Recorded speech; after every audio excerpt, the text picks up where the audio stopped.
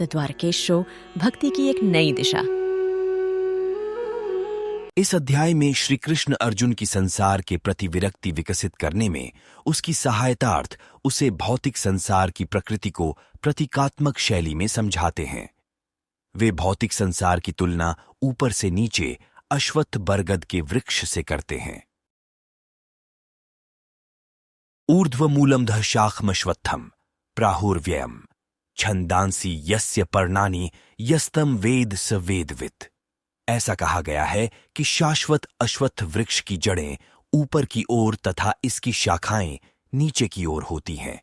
इसके पत्ते वैदिक स्रोत हैं और जो इस वृक्ष के रहस्य को जान लेता है उसे वेदों का ज्ञाता कहते हैं। अधश्चोर्ध्वं प्रसृतास्तस्य शाखा गुण प्रवृद्धा विषय प्रवाला अधश्च मूलान्यनुसंततानि कर्मानुबंधीनि मनुष्यलोके। इस वृक्ष की शाखाएं ऊपर तथा नीचे की ओर फैलती हैं और इंद्रिय विषयों के साथ कोमल कोमपलों के समान तीनों गुणों द्वारा पोषित होती हैं। वृक्ष की जड़ें नीचे की ओर भी लटकी होती हैं, जिसके कारण मानव जन्म में कर्मों का प्रवाह होता है। इसकी नीचे की ओर की जड़ों की शाखाएं संसार में मानव जाति के कर्मों का कारण हैं।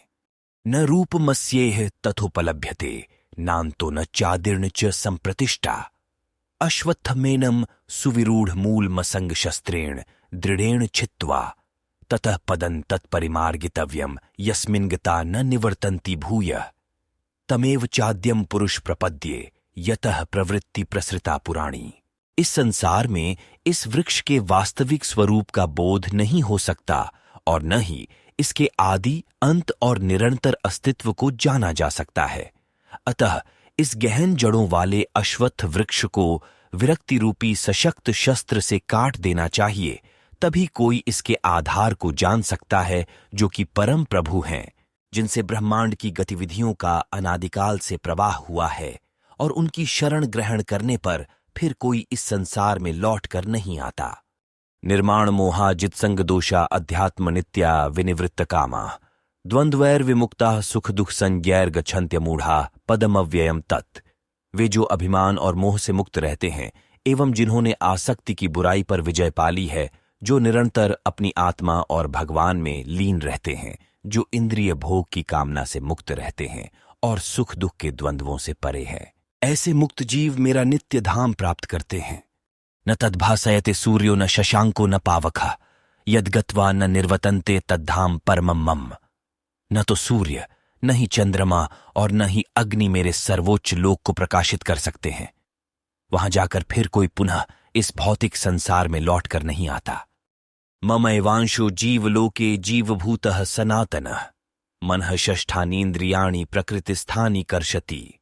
इस भौतिक संसार की आत्माएं मेरा शाश्वत अनुअंश हैं, लेकिन प्राकृत शक्ति के बंधन के कारण वे मन सहित 6 इंद्रियों के साथ संघर्ष करती हैं। शरीरम यद्वाप्नोति यच्चाप्यत्क्रामतीश्वरः गृहीत्वैतानि संयाति वायुर्गंधानि वाशयात्। जिस प्रकार से वायु सुगंध को एक स्थान से दूसरे स्थान पर ले जाती है, उसी प्रकार से देहधारी आत्मा जब पुराने शरीर का त्याग करती है और नए शरीर में प्रवेश करती है, उस समय वह अपने साथ मन और इंद्रियों को भी ले जाती है। श्रोत्रम चक्षुः स्पर्शनं च रसनं घ्राणमेव च अधिष्ठाय मनश्चाय विषयानुपसेवते। कान, आंख, त्वचा, जिह्वा और नासिका के इंद्रिय बोध जो मन के चारों ओर समूहबद्ध हैं, के साथ देहधारी आत्मा इंद्रिय विषयों का भोग करती है। उत्क्रामंतम स्थितम वापि भुंजानम वा गुणान्वितम विमूढ़ा नानुपश्यन्ति पश्यन्ति ज्ञान चक्षुषः। अज्ञानी आत्मा का अनुभव नहीं कर पाते, जबकि यह शरीर में रहती है और इंद्रिय विषयों का भोग करती है, और न ही उन्हें इसके शरीर से प्रस्थान करने का बोध होता है, लेकिन वे जिनके नेत्र ज्ञान से युक्त होते हैं वे इसे देख सकते हैं। यतन्तो योगिनश्चैनम पश्यन्त्यात्मन्यवस्थितम् यतन्तोप्यक ऋतात्मानो नैनम पश्यन्त्यचेतसः। भगवत प्राप्ति के लिए प्रयासरत योगी यह जानने में समर्थ हो जाते हैं कि आत्मा शरीर में प्रतिष्ठित है, किंतु जिनका मन शुद्ध नहीं है वे प्रयत्न करने के बावजूद भी इसे जान नहीं सकते। यदादित्य गतन तेजो जगद भासयतेखिलम यचंद्रमसि यच्चाग्नौ तत्तेजो विद्धिमामकम्। यह जान लो कि मैं सूर्य के तेज के समान हूं जो पूरे ब्रह्मांड को प्रकाशित करता है। सूर्य का तेज और अग्नि की दीप्ति मुझसे ही उत्पन्न होती है। गामाविश्य च भूतानि धारयाम्यहमोजसा पुष्णामि चौषधी सर्वाः सोमो भूत्वा रसात्मका। पृथ्वी पर व्याप्त रहकर मैं सभी जीवों को अपनी शक्ति से पोषित करता हूं। चंद्रमा के रूप में मैं सभी पेड़ पौधों और वनस्पतियों को जीवन रस प्रदान करता हूं। हम वैश्वानरो भूत्वा प्राणिनां देहमाश्रितः प्राणापान समायुक्तः पचाम्यन्नम चतुर्विधम। मैं सभी जीवों के उदर में पाचन अग्नि के रूप में रहता हूं। भीतरी श्वास और प्रश्वास के संयोजन से 4 प्रकार के भोजन को मिलाता और पचाता हूं। सर्वस्य चां हृदि सन्निविष्टो मत्तः स्मृतिर्ज्ञानम पोहनञ्च वेदैश्च सर्वैरहमेव वेद्यो वेदांतकृद्वेद विदेव चाहम। मैं समस्त जीवों के हृदय में निवास करता हूं और मुझसे ही स्मृति, ज्ञान और विस्मृति आती है। केवल मैं ही सभी वेदों द्वारा जानने योग्य हूं। मैं वेदांत का रचयिता और वेदों का अर्थ जानने वाला हूं। द्वाविमौ पुरुषो लोके क्षरश्चाक्षर एवच क्षरः सर्वाणि भूतानि कूटस्थोऽक्षर उच्यते। सृष्टि में 2 प्रकार के जीव हैं, क्षर और अक्षर। भौतिक जगत के सभी जीव नश्वर हैं और मुक्त जीव अविनाशी हैं। उत्तमः पुरुषस्त्वन्यः परमात्मेत्युदाहृतः यो लोकत्रयमाविश्य बिभर्त्यव्यय ईश्वरः।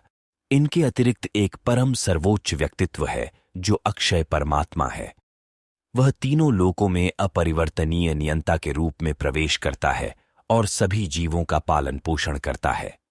यस्मात् क्षरतमति तो हम अक्षरादपि चोत्तमः अतोऽस्मि लोके वेदे च प्रथितः पुरुषोत्तमः। मैं नश्वर सांसारिक पदार्थों और यहां तक कि अविनाशी आत्मा से भी परे हूं, इसलिए मैं वेदों और स्मृतियों दोनों में ही दिव्य परम पुरुष के रूप में विख्यात हूं। यो मामेव सम्मूढ़ो जानाति पुरुषोत्तमम् स सर्वविद् भजति मां सर्वभावेन भारत। वे जो संशय रहित होकर मुझे परम दिव्य भगवान के रूप में जानते हैं, वास्तव में वे पूर्ण ज्ञान से युक्त हैं। हे अर्जुन, वे पूर्ण रूप से मेरी भक्ति में तल्लीन रहते हैं। इति गुह्यतमं शास्त्रमिद मुक्तम मया नघ एत बुद्धवा बुद्धिमान स्यात् कृतं कृत्यश्च भारत। हे निष्पाप अर्जुन, मैंने तुम्हें वैदिक ग्रंथों का अति गुह्य सिद्धांत समझाया है। इसे समझकर मनुष्य प्रबुद्ध हो जाता है और अपने प्रयासों में परिपूर्ण हो जाता है। ओम तत्सदिति श्रीमद्भगवद्गीतासूपनिषत्सु ब्रह्म विद्यायां योगशास्त्रे श्रीकृष्णार्जुन संवादे पुरुषोत्तम योगो नाम 15 अध्यायः।